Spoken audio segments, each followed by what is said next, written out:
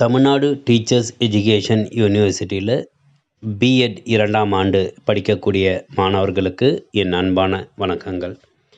Tamil Nadu teachers education யூனிவர்சிட்டியோட B Ed 3rd செமஸ்டரில் field என்கேஜ்மெண்ட்டுக்காக மொத்தம் 500 மதிப்பெண்கள் கொடுத்துருந்தாங்க. இதில் ஸ்கூல் இன்டர்ன்ஷிப்பு, இபிசி, ஆன்லைன் கோர்சஸை உள்ளடக்கியது தான் இந்த 500 மதிப்பெண்கள். இதில் record verification, teaching learning assessment, external evaluation இது எல்லாமே சேர்ந்து தான் இந்த 500 மதிப்பெண்கள். இதில் ஃபஸ்ட்டு செஷன் பாருங்கள், பார்ட் ஏல என்ன கொடுத்துருக்காங்கன்னா டீச்சிங் காம்பிடென்சி அண்ட் ரெக்கார்ட்ஸோட அசஸ்மெண்ட்டு தான் பார்ட் ஏ. இந்த பார்ட் ஏல 11 விதமான காம்பிடென்சிஸ் அவங்க கொடுத்துருக்காங்க. அதில் என்னென்னு பார்த்தோன்னா அப்சர்வேஷனல் ரெக்கார்டுக்கு 20 மதிப்பெண்கள், மைக்ரோ டீச்சிங் 20 மதிப்பெண்கள், டெமான்ஸ்ட்ரேஷன் ரெக்கார்டுக்கு 20 மதிப்பெண்கள், லெசன் பிளானுக்கு 80 மதிப்பெண்கள், இன்ஸ்ட்ரக்ஷனல் மெட்டீரியல்ஸ் ரெக்கார்டுக்கு 20 மதிப்பெண்கள், டெஸ்ட் அண்ட் மெஷர்மெண்ட் ரெக்கார்டுக்கு 20 மதிப்பெண்கள், கேஸ் ஸ்டடி ரெக்கார்டுக்கு 20 மதிப்பெண்கள், சைக்காலஜி ப்ராக்டிகலுக்கு 40 மதிப்பெண்கள், என்விரான்மெண்டல் ரெக்கார்டுக்கு 20 மதிப்பெண்கள், ஸ்டூடெண்ட் போர்ட்ஃபோலியோ அண்ட் ரெஃப்ளெக்டிவ் ஜேர்னல்ஸ்க்கு 20 மதிப்பெண்கள். அது இல்லாமல் டீச்சிங் காம்பிடென்சியில் லெவல் 1 லெவல் 2க்கு 120 மதிப்பெண்கள்னு பார்ட் ஏல மொத்தம் 400 மதிப்பெண்கள். இதில் observational record, micro teaching record, demonstration record, lesson plan record, instructional material record, test and measurement ரெக்கார்டுக்கு லெவல் 1 லெவல் 2ன்னு இருக்கும். மொத்தத்தில் உங்களுக்கு 16 ரெக்கார்டு நீங்கள் இந்த 3rd செமஸ்டரில் முடிக்கிற மாதிரி இருக்கும்.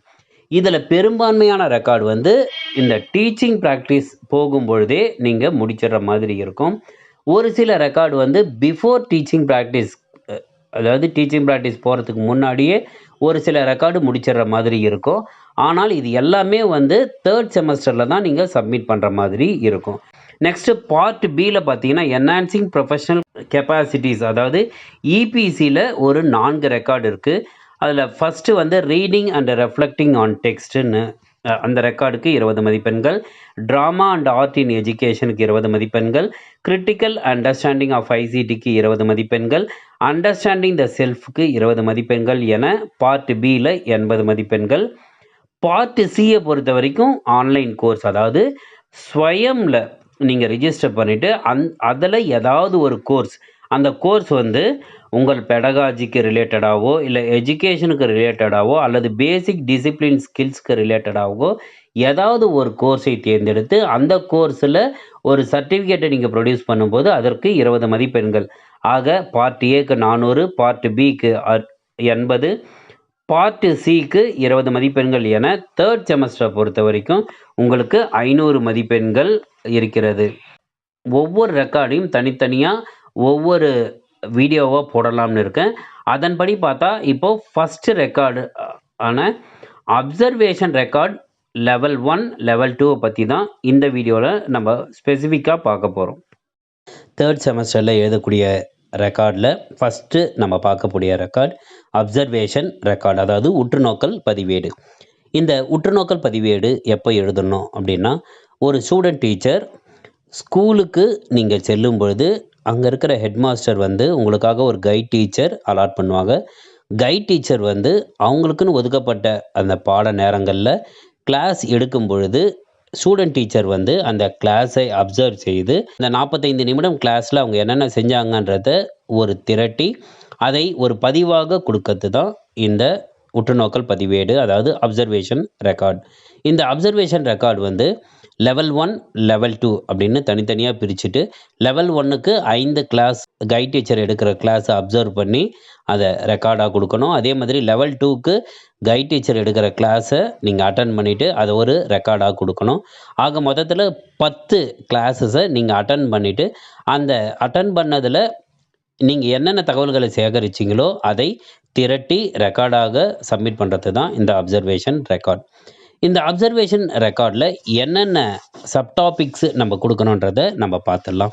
ஃபஸ்ட்டு ஒன், இன்ட்ரோடக்ஷன் எப்படி கொடுக்குறாங்க. இந்த இன்ட்ரோடக்ஷன் கொடுக்கும் பொழுது ஒரு ஆசிரியர் வகுப்பறையில் வந்தது பிறகு பாடத்தை தொடங்குவதற்கு என்னென்ன மாதிரியான உத்திகளை பயன்படுத்தி மாணவர்களிடமிருந்து அந்த டாப்பிக்கை கொண்டு வராரு அப்படின்றத நம்ம இங்கே கொடுத்துடணும். அப்போது கொடுக்கும் பொழுது அவர்கள் கதைகள் மூலமாகவா, அல்லது ஏற்கனவே படித்த பாடங்களின் மூலமாகவா, அல்லது புது டீச்சிங் எய்ட்ஸை பயன்படுத்தியோ எப்படி வந்து அந்த பாடத்தை அவர் தொடங்குகிறார் அப்படின்ற தகவல்களை நீங்கள் அது கொடுத்தாகணும். 2வது டாபிக் வந்து என்ன டீச்சிங் எய்ட்ஸை அவர் யூஸ் பண்ணுறார். டீச்சிங் எய்ட்ஸை யூஸ் பண்ணும்பொழுது அவர் வந்து எந்த மாதிரியான டீச்சிங் எய்ட்ஸை எந்த சமயத்தில் யூஸ் பண்ணுறாரு, அது மாணவர்களிடம் எப்படி செல்கிறது, அவர்களுடைய கவனம் எப்படி இருக்கிறது அப்படின்றத நீங்கள் தெளிவாக நம்ம குறித்தல் வேண்டும். 3வது பாடம் நடத்தும் முறை. இந்த பாடம் நடத்தும் முறையில் பொறுத்த வரைக்கும் அவருடைய குரல், அந்த குரல் வந்து ஏற்ற இறக்கங்கள், அதுக்கப்புறம் கொடுக்கக்கூடிய எக்ஸாம்பிள்ஸ், போர்டில் என்னென்ன எழுதுகிறாங்க, அந்த போர்டில் எழுதுனது பின்னாடி இருக்கக்கூடிய மாணவர்களுக்கும் தெரிகிறதா, அவர் பாடத்தை நடக்கும்போது கேள்வி பதில்கள் மூலமாக கேட்குறாங்களா, அல்லது சுவாரஸ்யமான தகவல்கள் கொடுக்குறாரா, இல்லை எக்ஸாம்பிள்ஸை பயன்படுத்துகிறாரா, இந்த மாதிரி தகவல்களை நம்ம கொடுத்தாகணும். அடுத்தது ஃபீட்பேக் எப்படி வாங்குறார். அப்போ ஃபீட்பேக் எப்படி வாங்குறாருன்னும் போது 2 விதமாக நம்ம ஃபீட்பேக் வாங்கலாம். தொகுத்து கூறுகிறாரா, அல்லது கேள்விகள் மூலம் பாடத்தை எவ்வாறு கற்றுக்கொண்டனர் அப்படின்றத தெரிஞ்சுக்கிறதுக்கு என்ன மாதிரியான யுக்தியை பயன்படுத்துகிறார் அப்படின்ற விஷயமும் நம்ம கண்டறிஞ்சாகணும். 5வது விஷயம் எப்படி ஹோம்ஒர்க்கு கொடுக்குறார். இந்த ஹோம்ஒர்க் கொடுக்கும் பொழுது அந்த ஹோம்ஒர்க் வந்து மாணவர்களுக்கு அன்றைய தேதியில் நடத்தின பாடத்திலிருந்து ஹோம்ஒர்க் கொடுக்குறாங்களா, அந்த ஹோம்ஒர்க் வந்து எளிமையாக இருக்கிறதா, அந்த சப்போஸ் கடினமான ஹோம்ஒர்க்காக இருக்கும் பொழுது அதற்கான தகவல்களை அல்லது சில துணுக்குகளை ஆசிரியர் கூறுகிறாரா அப்படின்ற தகவல்கள் நம்ம கொடுத்தாகணும். பாடம் நடத்தும் பொழுது ஆசிரியருடைய உடல் மொழி, அது முகபாவங்களாக இருக்கட்டும் அல்லது உடல் அசைவுனால இருக்கட்டும், அவர் எவ்வாறு பயன்படுத்தினாங்க அப்படின்ற விஷயமும், எப்படி மாணவர்களிடம் விடையை வரவழைத்து அந்த விடைகள் மூலமாக பாடத்தை எடுக்கிறார் அப்படின்ற தகவல்களும் நீங்கள் கொடுத்தாகணும். ஆளுமை, பர்சனாலிட்டி எப்படி இருந்தது, அதுவும் ரொம்ப முக்கியமாக பதிவிட வேண்டும்.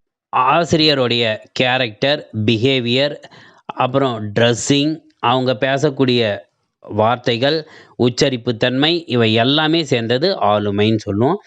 அதுக்கப்புறம் போர்டில் எவ்வாறு எழுதிட்டு இன்ட்ராக்ட் பண்ணார், அந்த போர்டில் எழுதும்போது என்ன விதமாக எழுதி அதை செஞ்சார், டிராயிங் பண்ணும்போது எப்படி வந்து அவர் வந்து ரியாக்ட் பண்ணார், இந்த மாதிரி பலவிதமான அந்த 45 நிமிட கிளாஸில் வழிகாட்டி ஆசிரியர் இது என்னென்ன செயல்களை செய்தாருன்ற ஒட்டு மொத்த திரளையும் ஒரு பதிவாக கொடுக்கறது தான் இந்த அப்சர்வேஷன் ரெக்கார்டுன்னு சொல்லுவாங்க. இந்த அப்சர்வேஷன் ரெக்கார்டில் பொறுத்தவரை பார்த்தோம்னா, இங்கே ஆசிரியர், அதாவது பயிற்சி ஆசிரியர் வந்து வழிகாட்டி ஆசிரியர், கைட் டீச்சர் என்னென்ன செஞ்சாங்களோ அது எல்லாமே குறிப்பிடப்பட வேண்டும். இங்கே வந்து அவங்க மிகையாக சொல்லுதல் வேண்டாம்.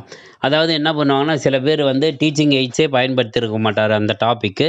ஆனால் இந்த அப்சர்வேஷன் ரெக்கார்டில் வந்து இந்த டீச்சிங் எய்ட்ஸ்னால் பயன்படுத்தினார் அப்படின்ற மாதிரி நம்ம கொடுக்கறதுல ஒரு பிரயோஜனமும் இல்லை. என்ன அங்கே நீங்கள் உற்று நோக்கிறீர்களோ, அந்த 45 நிமிட கிளாஸில் வழிகாட்டி ஆசிரியர் என்னென்ன செயல்கள் செஞ்சாரோ அதை எல்லாமே இங்கே பதிவாக கொடுத்தல் வேண்டும். வழிகாட்டி ஆசிரியர்கள் சில பேர் என்ன பண்ணுவாங்கன்னா, கிளாஸை நீங்கள் எடுக்கும்போது பின்னாடி உட்காந்துட்டு நீங்கள் பாருங்கன்னு சொல்லியிருப்பாங்க. அந்த பாருங்கன்னு சொல்லும் பொழுதே என்ன பண்ணுவாங்க, சில பேர் டீச்சிங் எய்ட்ஸுக்கு பதிலாக மாணவர்களை பயன்படுத்தியே அவங்க என்ன பண்ணுவாங்கன்னா, எக்ஸாம்பிள்ஸை சொல்லிவிட்டு அதன் மூலமாக கிளாஸ் எடுத்திருப்பாங்க. அப்படி இருக்கிற மாதிரி இருந்தால் என்ன மாதிரியான ஆக்டிவிட்டி வந்து லேர்னிங்க்கு சம்மந்தமாக அவங்க நடத்தினாங்க, அந்த ஆக்டிவிட்டி பேஸ்டு டீச்சிங்காக இருந்தால் என்ன மாதிரியான ஆக்டிவிட்டி வந்து டீச்சிங்க்கு செய்தார்கள் அப்படின்ற தகவல்களை நீங்கள் சரியாக குறிப்பிடுதல் வேண்டும். இவை எல்லாமே ஒருங்கிணைத்து இந்த 45 நிமிடத்தில் என்னென்ன செஞ்சாங்கன்ற இந்த பார்ட் 1, பார்ட் 2, பார்ட் 3 அப்படின்ற மாதிரி போட்டு அதை வந்து கொஷின் ஆன்சர் டைப்போ சப்மிட் பண்ணணும். இதே போல் இந்த ஒரு 45 நிமிடம் போல் 5 45 நிமிடங்கள் லெவல் 1க்கும், அதே மாதிரி ஒவ்வொரு 45 நிமிடமுக்கும் 5 45 நிமிடங்களை சேகரித்து அதை லெவல் 2க்கும் நீங்கள் கொடுத்து சப்மிட் பண்ணுவது தான் இந்த அப்சர்வேஷன் ரெக்கார்டு. அடுத்த ரெக்கார்டு பற்றி அடுத்த பதிவில் பார்க்கலாம். நன்றி.